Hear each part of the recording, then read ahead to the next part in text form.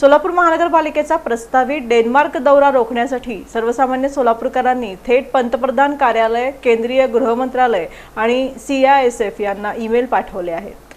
पंतप्रधान नरेंद्र मोदी यांनी अनावश्यक परदेश दौरे टाळण्याचं केलेलं आवाहन, नागरिकांचा विरोध आणि स्थानिक स्तरावर व्यक्त करण्यात आलेल्या आक्षेपानंतरही सोलापूर महानगरपालिकेच्या प्रस्तावित डेन्मार्क दौऱ्यावर अधिकारी आणि पदाधिकारी ठाम असल्याचं वृत्त समोर आल्यानंतर आता हा वाद आणखी तीव्र झाला आहे।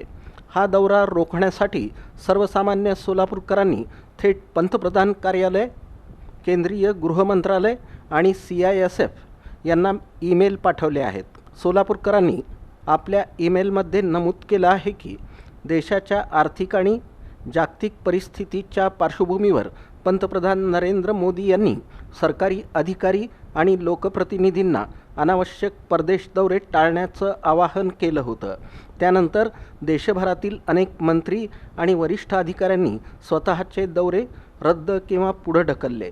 मात्र सोलापूर महापालिकेचे आयुक्त डॉक्टर सचिन ओंबासे आणि स्थायी समिती सभापती रणजिता चाकोते आणि इतर प्रतिनिधी हे डेन्मार्क दौऱ्यावर जाणार असल्याचं वृत्त प्रसिद्ध झालं आहे। या संदर्भात नागरिक, सामाजिक संघटना आणि विविध स्तरातून ईमेल आणि निवेदनं देऊन दौरा रद्द करण्याची मागणी करण्यात आली होती। तसंच हा अभ्यास ऑनलाईन पद्धतीनं वेबिनार किंवा व्हर्च्युअल परिषदेद्वारे सहज शक्य असताना प्रत्यक्ष परदेश दौऱ्याची आवश्यकता काय, असा सवालही उपस्थित करण्यात आला आहे।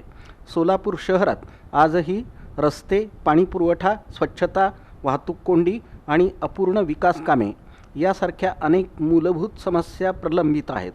अशा परिस्थितीत करदात्यांच्या पैशातून परदेश दौरे करणं हे जनतेच्या भावना दुखावणारं आहे। दरम्यान डेन्मार्क दौऱ्याच्या निमित्तानं पंतप्रधान नरेंद्र मोदी यांच्या परदेश दौरा टाळण्याच्या आवाहनाला महापालिका पदाधिकारी आणि प्रशासनाकडून केराची टोपली दाखवल्याचा आरोप नागरिकांकडून केला जात आहे।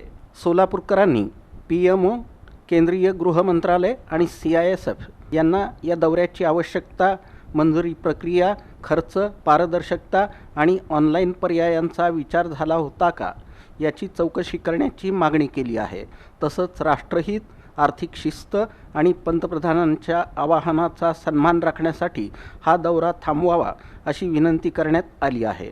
दरम्यान या विषयावर सोलापुरात राजकीय आणि सामाजिक स्तरावर तीव्र चर्चा सुरू झाली असून नागरिकांमध्येही संतापाची भावना व्यक्त होत आहे।